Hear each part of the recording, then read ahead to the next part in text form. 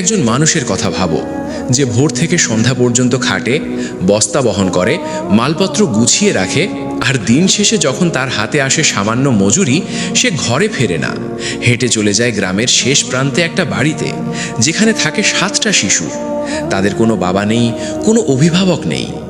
ধনীদের মজলিসে তাকে নিয়ে হাসাহাসি চলতো, বলতো এই বোকা লোকটা নিজে কষ্ট করে অন্যের সন্তান পালন করছে।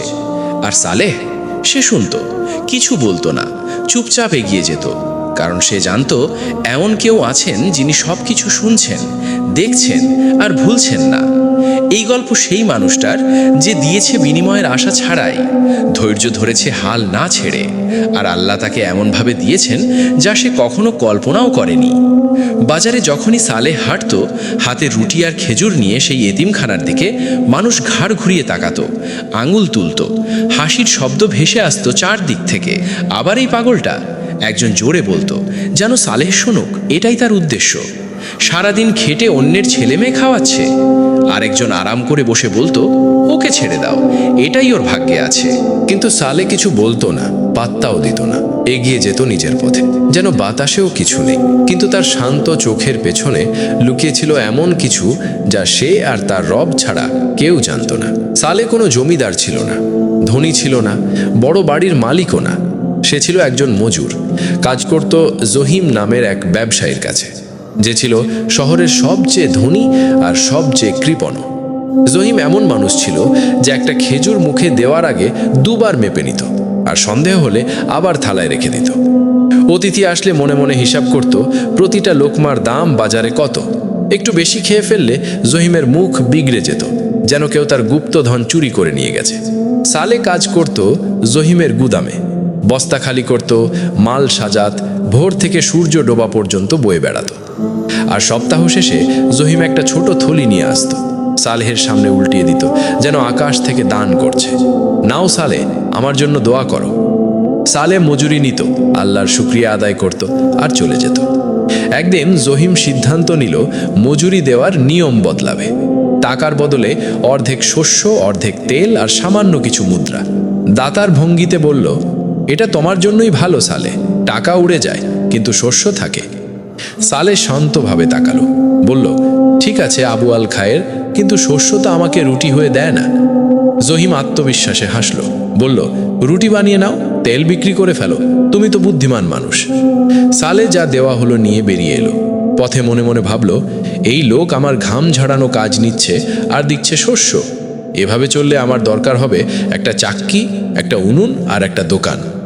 তারপর হেসে ফেলল নিজেই, কারণ সালেহের ছিল সেই বিরল ক্ষমতা নিজের দুঃখ নিয়েও হাসতে পারা। জহিমের চমক শেষ হয়নি এখানেই। একদিন গুদামে এলো, মুখে সেই হাসি, যার মানে সালেহ ভালোই জানত। মানে হলো, অতিরিক্ত কাজ চাইব কিন্তু টাকা দেব না। বলল, সালেহ, আজ রাতে আমার বাড়িতে মেহমান আসছে, তোমাকে উঠান পরিষ্কার করতে হবে, গুদামে থালা বাসন গুছাতে হবে, ভাঙা দরজা ঠিক করতে হবে, পশুদের পানি দিতে হবে আর জ্বালানি কাঠ আনতে হবে। সালেহ জিজ্ঞেস করল, এসব কি আমার কাজের আগে করব নাকি পরে? জহিম নিশ্চিতভাবে বলল, না, আজকের কাজের বদলে। মেহমানদারি সওয়াব আছে সালেহ, তুমিও শরিক হলে। সালেহ কিছুক্ষণ চুপ থেকে বলল, আবু আল খায়ের, সওয়াব দিয়ে তো পেট ভরে না। জহিম হেসে বলল, কাজ করো মানুষ, আল্লাহ ধৈর্যশীলদের রিজিক দেন। সালেহ মনে মনে বলল, ইয়া আল্লাহ, তুমি তো সব কিছু শোনো, সব কিছু দেখো। তারপর কাজ করল। কখনো জহিম গুদামে আসতো, দেখতো সালেহ দুপুরে শুকনো রুটির টুকরো খাচ্ছে।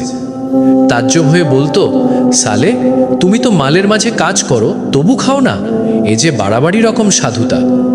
সালেহ শান্তভাবে বলতো, না আবু আল খায়ের, এটা আমানাত। জহিম বিড়বিড় করে চলে যেত, মনে মনে ভাবত, এই মানুষটা তার সততা দিয়ে আমাকে ক্লান্ত করে দিচ্ছে। একবার জহিম দেখল সালেহ একটা ছেঁড়া বস্তা সেরাই করছে। বলল, এটা কেন সারাচ্ছ? সালেহ বলল, এতে এখনো শস্য আছে আবু আল খায়ের। জহিম খুশি হয়ে বলল, তুমি বুদ্ধিমান মানুষ। সালেহ মনে মনে বলল, না, আমি শুধু একজন ক্ষুধার্ত মানুষ। আসল ধাক্কা এলো সেদিন, যেদিন জহিম এসে অস্বাভাবিক রকম হাসি মুখে বলল, সালেহ, আমি তোমার মজুরি বাড়ানোর সিদ্ধান্ত নিয়েছি। সালেহ খুশি হলো, কিন্তু সাবধানও রইল। বলল, আল্লাহ আপনার ভালো করুন আবু আল খায়ের। জহিম বলল, হ্যাঁ, আজ থেকে সপ্তাহে একদিন বাড়তি কাজ দেব। সালে এক দৃষ্টে তাকালো, তারপর বলল, মানে কাজ বাড়াবেন, মজুরি না? জহিম যেন মহা জ্ঞানের কথা আবিষ্কার করেছে এমনভাবে বলল, কাজ নিজেই তো পারিশ্রমিক সালে, তোমাকে অলসতা থেকে দূরে রাখবে। সালে আলহামদুলিল্লাহ বলল, আর কিছু বলল না। কিন্তু যতই কম হোক, সালে তার মজুরি দুভাগ করত। এক ভাগ নিজের ও পরিবারের খাবারের জন্য, আরেক ভাগ নিয়ে যেত গ্রামের শেষ প্রান্তে সেই পুরনো বাড়িতে। 7টা শিশু থাকতো সেই বাড়িতে। কোনো পুরুষ তাদের দেখভাল করতো না, কোনো নারীও না, শুধু এক বৃদ্ধা উম্মে হালওয়ান। যতটুকু পারত করত, যা পারত না তাও করার চেষ্টা করত। দূর থেকে সালেহকে আসতে দেখলেই হাত তুলত, বলতো, ইয়া আল্লাহ, তাকে হেফাজত করো, তার প্রতিদান দাও। এই মানুষটা কখনো আমাদের হতাশ করেনি। সালেহ কখনো সিদ্ধান্ত নেয়নি যে সে এতিমদের দায়িত্ব নেবে। যা হয়েছিল তা হলো, একদিন সকালে দেখলো একটা ছোট্ট বাচ্চা দোকানের সামনে দাঁড়িয়ে রুটির দিকে এমন চোখে তাকিয়ে আছে যা সহ্য করা যায় না। তাকে একটা রুটি কিনে দিল। পরের দিন তার ভাইকে দেখলো। তার পরের দিন জানতে পারলো আরও ভাই বোন আছে। আর খেয়াল করার আগেই সালেহ প্রতি 2-3 দিন পর পর সেই বাড়িতে যাচ্ছে, যা পারে নিয়ে যাচ্ছে। বাচ্চারা তাকে ডাকতো চাচা সালে। দূর থেকে তার ছায়া দেখলেই দৌড়ে আসতো দরজার কাছে, যেন ঈদ চলে এসেছে। সবচেয়ে বড়টা ছিল উতবা, তীক্ষ্ণ চোখের বুদ্ধিমান ছেলে। সব কিছু নিয়ে প্রশ্ন করত, এটা কত টাকায় বিক্রি হয়, ওটা কত টাকায় কেনা, মাল কোথা থেকে আসে, কোথায় যায়। সালেহ যা জানতো বলতো। কখনো তাকে সাথে নিয়ে যেত বাজারে, নিজের চোখে দেখাতো। ছেলেটা দিনের নাম মুখস্থ করার আগেই মালের দাম মুখস্থ করে ফেলেছিল। দ্বিতীয়টা ছিল হানজাল, ভাইয়ের চেয়ে কম কথা বলতো, কিন্তু তার হাত কখনো থামতো না। ভাঙা জিনিস ঠিক করত, খালি জায়গা দেখলেই চাষ করত। একবার এতিমখানার ছোট্ট উঠানে বীজ বুনেছিল, সবুজ গাছ গজিয়েছিল। উম্মে হালওয়ান খুশিতে কেঁদে ফেলেছিল। সালেহ তাকে দেখলে বলতো, এর হাত সোনার তৈরি। আর ছিল জুয়াইব, ছোট্ট ছেলে, মাত্র 6 বছর বয়সে সালেহকে চিনেছিল। সালেহ যখনই খাবার নিয়ে আসতো, সে তার আঙুল ধরত, ছাড়তে চাইতো না। একবার সালেহ যাওয়ার জন্য প্রস্তুত হচ্ছিল, জুয়াইব তার কাপড় ধরে বলল, চাচা সালেহ, তুমি আমাদের সাথে থাকো না কেন? সালেহ হেসে তার মাথায় হাত বুলিয়ে বলল, কারণ আমার কাল কাজ আছে জুয়াইব। ছোট্ট ছেলেটা বয়সের চেয়ে বেশি গম্ভীর হয়ে বলল, আমি বড় হলে তোমার সাথে কাজ করব। সালেহ হাসলো, কিছু বলল না, কিন্তু সেই ছোট্ট কথাগুলো অনেক দিন তার হৃদয় থেকে গেল। ধনীদের মজলিসে সালেহের নাম সবসময় হাসি আর ঠাট্টার সাথে আসতো। তারা প্রতি সপ্তাহে বসতো, খবরাখবর বিনিময় করত, মানুষের বিচার করত। একজন বলতো, শুনেছ, সালেহ তার মজুরির অর্ধেক উম্মে হালওয়ানের এতিমদের দিয়ে দিয়েছে। অর্ধেক, অথচ তার নিজের জন্যই যথেষ্ট না। জিজ্ঞেস করো না, লোকটা পরিশ্রম করে অন্যের সন্তান খাওয়ায়, এ কেমন বুদ্ধি? ছেড়ে দাও, দারিদ্র তার মাথায় লেগেছে।